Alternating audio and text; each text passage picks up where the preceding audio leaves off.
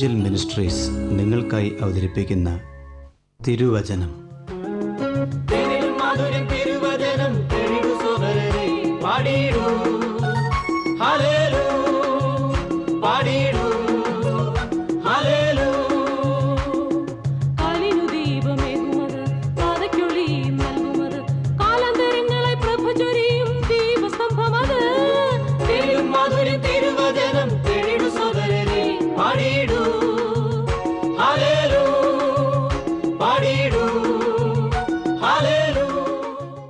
ഇന്ന് നമ്മോട് ദൈവവചനത്തിൽ നിന്ന് സംസാരിക്കുന്നത് Suviseshakan James M Thomas Nedumbassery. പ്രാർത്ഥനയോടെ ശ്രദ്ധിച്ചാലും.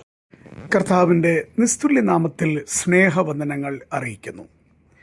ഇവാഞ്ചൽ മിനിസ്ട്രീസ് ക്രമീകരിക്കുന്ന തിരുവചനം എന്ന വചന പഠന പരമ്പരയിലേക്ക് സ്നേഹപൂർവ്വം സ്വാഗതം. ശമൂവേലിന്റെ 1-ാം പുസ്തകത്തെ അധികരിച്ചുള്ള 114-ാമത്തെ എപ്പിസോഡാണ് അങ്ങ് ശ്രദ്ധിക്കുന്നത്.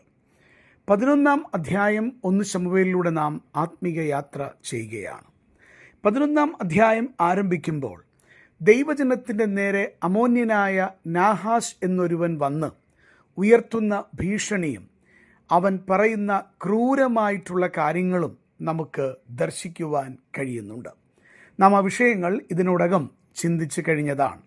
എന്നാൽ തുടർന്ന് ദൈവത്തിൻ്റെ പരിശുദ്ധാത്മാവ് ശൗലിനെ മുന്നോട്ട് കൊണ്ടുവരികയും ജനത്തിന് വിടുതൽ കൽപ്പിക്കുവാൻ അവനെ ഉപയോഗിക്കുകയും ചെയ്യുന്ന ചരിത്രമാണ് നമുക്ക് കാണുവാൻ കഴിയുന്നത്.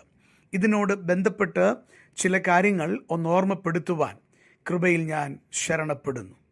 5 മുതൽ 8 വരെയുള്ള വാക്യങ്ങൾ ദയവായി ശ്രദ്ധിച്ചാലും. അപ്പോൾ ഇതാ ശൗൽ കന്നുകാലികളെയും കൊണ്ട് വയലിൽ നിന്നു വരുന്നു. ജനം കരയുന്ന സംഗതി എന്ത് എന്ന് ശൗൽ ചോദിച്ചു. അവർ യാബേശ്യരുടെ വർത്തമാനം അവനെ അറിയിച്ചു. ശൗൽ വർത്തമാനം കേട്ടപ്പോൾ ദൈവത്തിൻ്റെ ആത്മാവ് അവൻ്റെ മേൽ ശക്തിയോടെ വന്നു. അവൻ്റെ കോപം ഏറ്റവും ജ്വലിച്ചു. അവൻ ഒരേർ കാളയെ പിടിച്ച് കഷണം കഷണമായി ഗണ്ണിച്ച് ദൂതന്മാരുടെ കയ്യിൽ ഇസ്രയേൽ ദേശത്തെല്ലായിടവും കൊടുത്തയച്ചു. ആരെങ്കിലും ശൗലിൻ്റെയും ശമൂവേലിൻ്റെയും പിന്നാലെ പുറപ്പെട്ടു വരാതിരുന്നാൽ അവൻ്റെ കാളകളെ ഇങ്ങനെ ചെയ്യും എന്ന് പറയിച്ചു. അപ്പോൾ യഹോവയുടെ ഭീതി ജനത്തിന്മേൽ വീണു. അവർ ഏകമനസ്സോടെ പുറപ്പെട്ടു. അവൻ ബേസക്കിൽ വെച്ച് അവരെ എണ്ണി. ഇസ്രയേലിയർ 3,00,000 യഹൂദിയർ 30,000 ഉണ്ടായിരുന്നു. ഈ വായിച്ച ഭാഗത്തിൽ നിന്ന് ചില ആത്മീക സത്യങ്ങൾ ഓർമ്മപ്പെടുത്തുവാൻ ദൈവകൃപയിൽ ശരണപ്പെടുകയാണ്. ഇസ്രയേൽ ജനത്തിൻ്റെ കരച്ചിൽ ദൈവത്തിൻ്റെ ഉത്തരത്തിലേക്ക് നയിക്കുന്ന ചരിത്രമാണ് കാണുവാൻ കഴിയുക. ഞാനിങ്ങനെ ഓർമ്മപ്പെടുത്തട്ടെ, ദൈവത്തിൻ്റെ മക്കളുടെ കരച്ചിൽ കേട്ട് മനസ്സലിഞ്ഞ് അവർക്ക് വേണ്ടി പ്രവർത്തിക്കുന്നവനാണ് സ്വർഗത്തിലെ ദൈവം എന്നുള്ളതാണ് നാം ഇന്ന് ചിന്തിക്കുന്ന ആദ്യത്തെ വിഷയമെന്ന് പറയുന്നത്. എന്നെ ശ്രദ്ധിക്കുന്ന ഓരോ പ്രിയപ്പെട്ടവരോടും ഞാൻ ചോദിക്കട്ടെ, അങ്ങയുടെ ജീവിതത്തിൽ വിവിധമായ പ്രശ്നങ്ങൾ അങ്ങേക്കുണ്ട്, അതെനിക്കുമുണ്ട്. എന്നാൽ ഈ പ്രശ്നങ്ങൾ നാം മനുഷ്യരോട് പറയുവാൻ നിന്നാൽ നിശ്ചയമായിട്ടും നാം പരാജയപ്പെടും. അതിനൊക്കെ അല്പകാലങ്ങൾ കഴിയുമ്പോൾ വ്യത്യസ്തമായ ദുഃഖമായ അനുഭവങ്ങൾ ഉണ്ടാകും.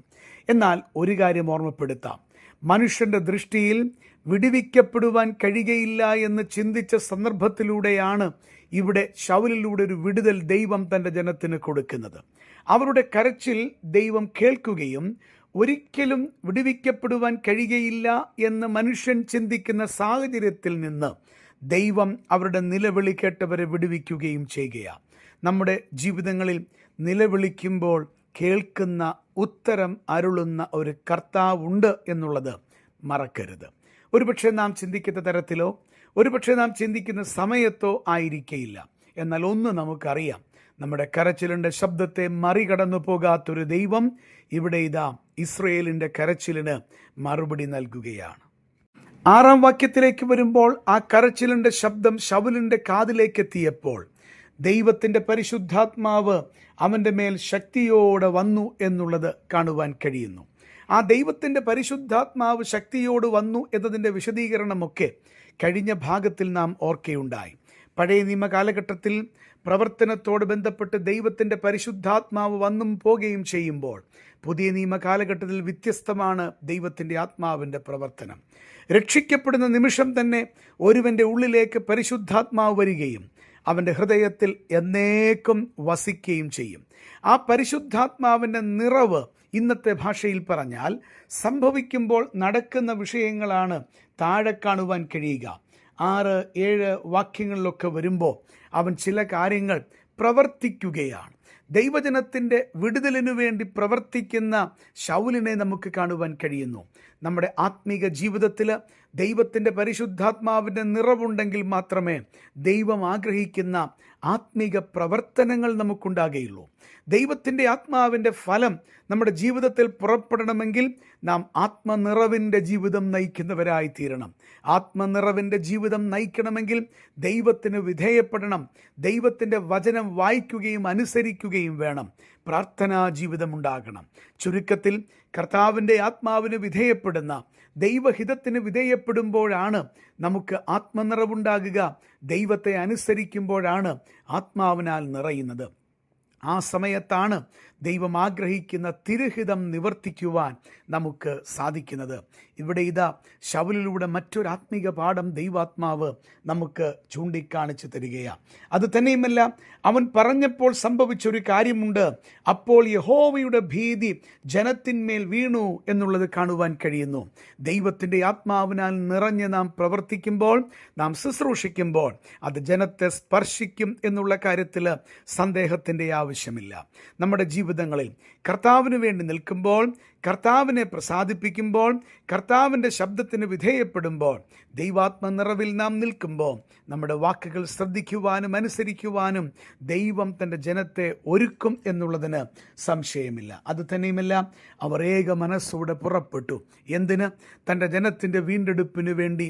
ദൈവത്തിൻ്റെ ആജ്ഞയനുസരിച്ച് അവർ ശമൂവേലിൻ്റെയും ശൗലിൻ്റെയും പിന്നാലെ ഏക മനസ്സോടെ പുറപ്പെടുകയാണ്. ദൈവത്തിൻ്റെ ആത്മാവിനാൽ നിറയുമ്പോൾ ദൈവത്തിൻ്റെ സഭയിൽ, ദൈവജനത്തിൻ്റെ മധ്യത്തിൽ ഏക മനസ്സുണ്ടാകുമെന്നുള്ളത് മറക്കുവാൻ പാടുള്ളതല്ല. നാം വായിക്കുമ്പോൾ 8-ാം വാക്യത്തിൽ ഒരു വലിയ കൂട്ടം ഇസ്രായേല്യർ, യഹൂദരുൾപ്പെടെ ഒരു വലിയ കൂട്ടം ശത്രുവിന് നേരെ പുറപ്പെടുകയാണ്.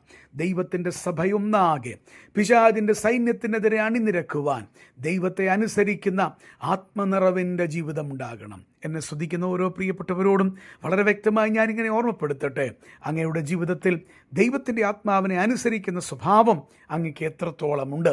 അങ്ങനെ ഉണ്ടെങ്കിൽ മാത്രമേ കർത്താവിനെ പ്രസാദിപ്പിക്കുവാൻ അങ്ങയ്ക്ക് സാധിക്കുകയുള്ളൂ. ഈ സമയം അങ്ങയുടെ ജീവിതത്തെ ഒന്ന് പരിശോധിക്കുവാൻ ദൈവത്തിൻ്റെ ആത്മാവ് മുഖാന്തരം തരട്ടെ എന്ന് പ്രാർത്ഥിച്ചുകൊണ്ട് വാക്കുകൾ നിർത്തുന്നു. തിരുനാമത്തിന് മഹത്വമുണ്ടാകട്ടെ. ഈ സന്ദേശം ശ്രദ്ധിച്ച എല്ലാ പ്രിയപ്പെട്ടവർക്കും കർത്തൃനാമത്തിൽ നന്ദി.